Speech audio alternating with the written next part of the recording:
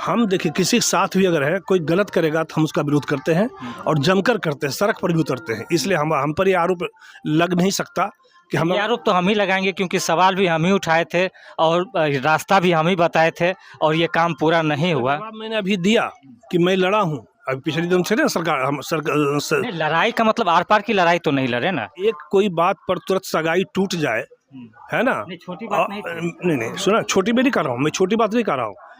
नमस्कार, मैं रवि भारद्वाज, आप लोग देख रहे हैं मोबाइल टीवी।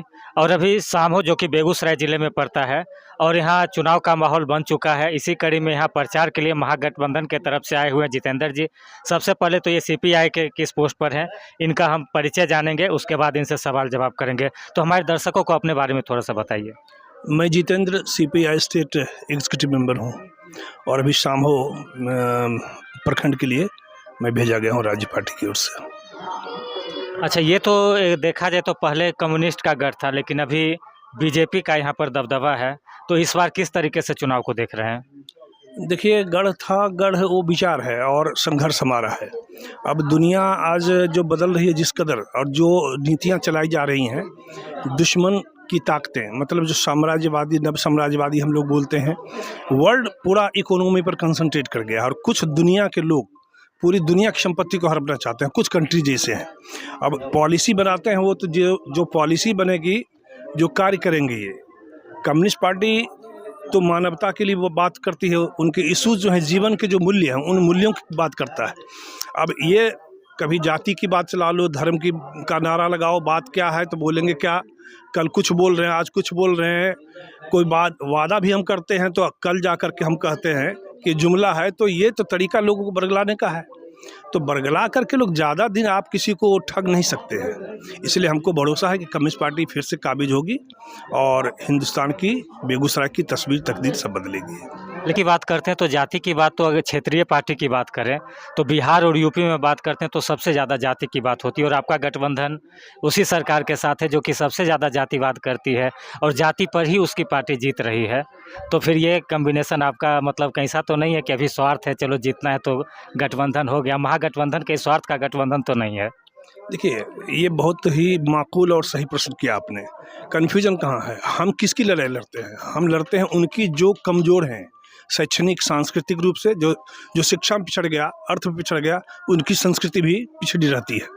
तो जो गरीब लोग हैं, गरीब चाहे जो कोई हो, उसकी लड़ाई लड़नी चाहिए। और ये सच है कि सामाजिक बनावट के हिसाब से, जिसको हम सामाजिक न्याय कहते हैं, फिर साथ ही क्यों आते हैं? ये को संसद में साथ हो जाते हैं कि नहीं, बिल पेश होना चाहिए, हम लाएंगे बिल, कानून हम बनाएंगे। इसका मतलब है कि वो ठगते हैं।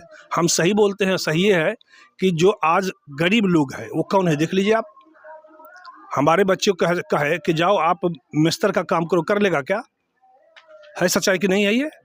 तो अगर वो कोई खास जमात कोई पिछड़ गया तो उसको आगे अपना बढ़ाएंगे, और पिछड़े जमात को छोड़ करके कुछ लोग अगर काबिज हो जाते हैं तो वो असंतुलन बना रहेगा। और वो असंतुलन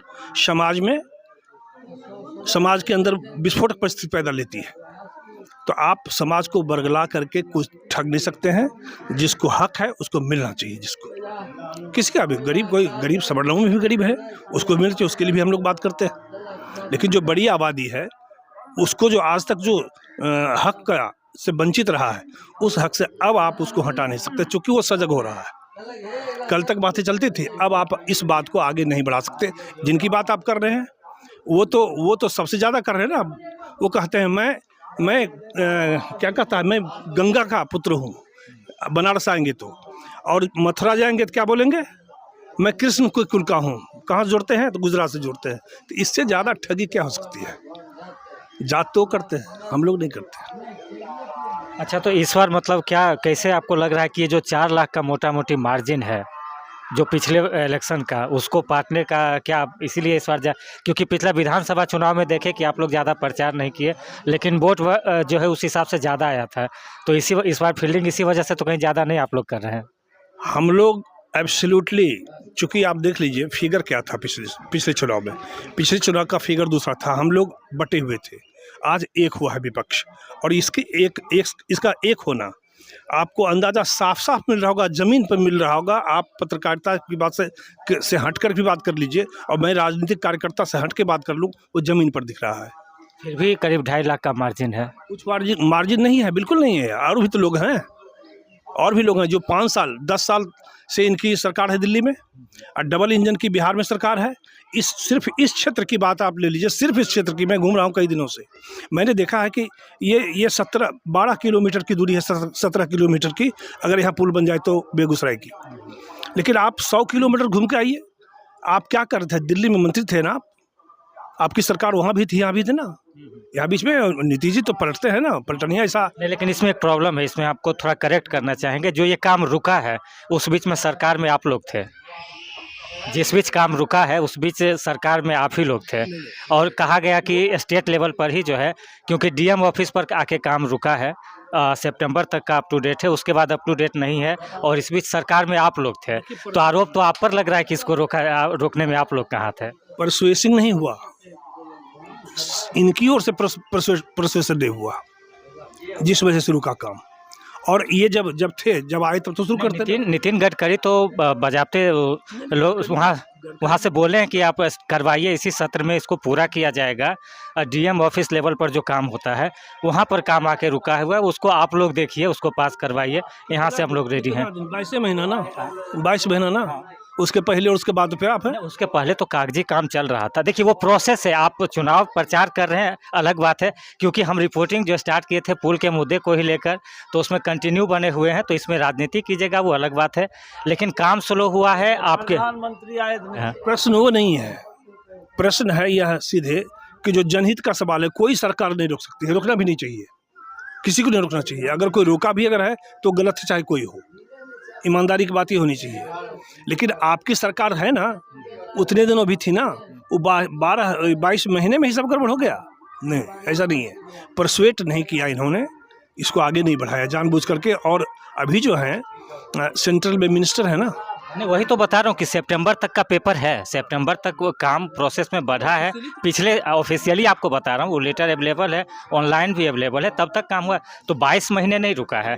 हाँ, यहाँ जो स्टेट लेवल पर है, अब इसको अगर स्लो माना जाए तो दूसरा चीज़ कहेंगे कि जैसे सामहो की बात अगर करते हैं, आप सरकार के साथ में थे, आपके मंत्री यहाँ पर आए हुए थे पिछले साल 2022 के बाढ़ के बाद, उनसे सवाल किया था कि बाढ़ आया है, बाढ़ ग्रसित सामू को घोषित नहीं किया गया, पूरे बिहार को ही नहीं घोषित किया गया था।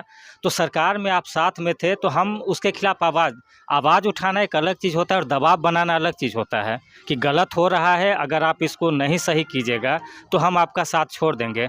इस लेवल पर आपकी पार्टी नहीं गई, आप नहीं, हमने आवाज़ उठाया, आपने मना कर दिया, तो हम सुन के रह गए। तो ये कैसा गठबंधन है? देखिए, अभी आपने आशा का मामला देखा होगा, पूरे बिहार में बिल्कुल ही हंगामे की स्थिति थी, और उनको सैलरी क्या मिलती है, थोड़ा बहुत बढ़ी इधर भी।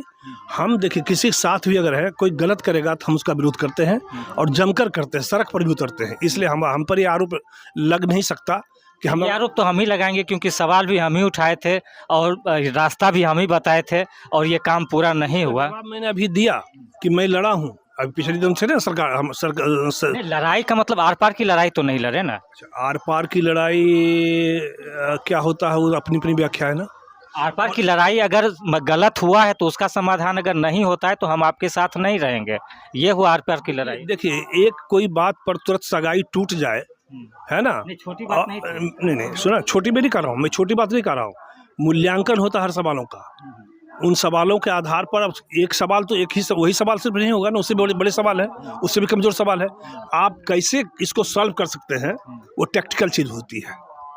साथ रह करके कि लड़ करके छोड़ दिया जाइए, गुड बाय हो गया, कुछ नहीं आप करिए, अब कल से नमस्ते पानी भी नहीं होगा आपसे। लेकिन नमस्ते पानी और लाभ, हम लोग क्या, हम तो कभी मिनिस्टर भी नहीं बने, हम तो सरकार दिल्ली में समर्थन किया हमने, तो हमने पीछे समर्थन किया। एक बार सिर्फ सतरान मिनिस्टर रहे, बाद में हम लोग बिहार में तो कई बार हमने ऐसा किया है। इसलिए वो हमारा चरित्र नहीं है कि हम सत्ता में हैं तो लाभ के लिए, बिना शर्त समर्थन भी करते रहे। लालू जी का भी किया हमने, पिछले दिनों हमने किया है, जरूरत पड़ी है तो देश के हिसाब से, इसलिए वैसा नहीं है, हम लोग को नहीं लगता। अच्छा, हमारे चैनल के माध्यम से दर्शकों को क्या कहना चाहिएगा? कहूँगा ये कि जाति धर्म क्षेत्र को भूलकर मानव के हित के लिए, भाईचारे के लिए, देश की एकता के लिए और देश का विकास के लिए रोजगार, नौकरी नहीं है, इन सवालों को ध्यान में रख करके देश के लिए आप वोट करिए।